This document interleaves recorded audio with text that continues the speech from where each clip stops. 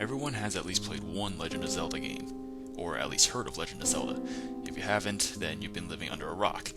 The Master Sword Link wields is one of the most iconic swords in gaming, and as such, I've gotten requests dating all the way back to Twilight Princess's release to make this. Now, if you're new to this, I suggest you watch my in-depth tutorial first. The link is in the description. Now, if you think you can do without it, then here's a list of supplies you will need.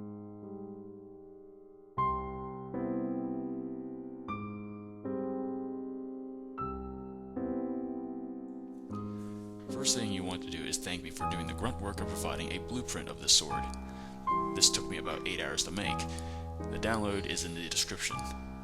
Now, these prints are for ideal measurements, and depending on how well you make your cuts, it may deviate by a few millimeters. I recommend that you reproduce the drawings onto the template, as printing it out may cause the scale to change, so follow the numbers and not the picture.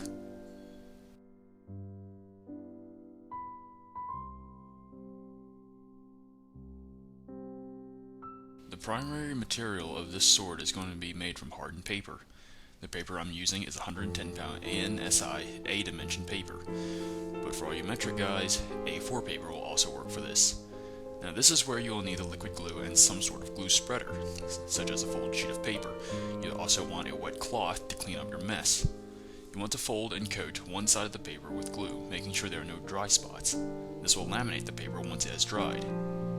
You will want to keep these under a book to prevent them from warping while they dry for 24 hours. Make about 30 of these. You may or may not need more depending on how many mistakes are made. Now the paper is not completely dry after 24 hours. This is what we want, as we are only after it not warping as much while we're making this template, and cutting into a completely dry template is a pain. To make this, you want to stagger each layer so that it looks like the side of a brick wall. This will bridge the seams in the template and give us a solid base to make the blade. The template should be built slightly bigger than the sword. With that in mind, the dimensions for this template should be 44 inches long, at least 10 inches wide for the guard, and 5 layers thick. Once finished, put the template back under books to flatten the minor bends and leave it there for 24 hours.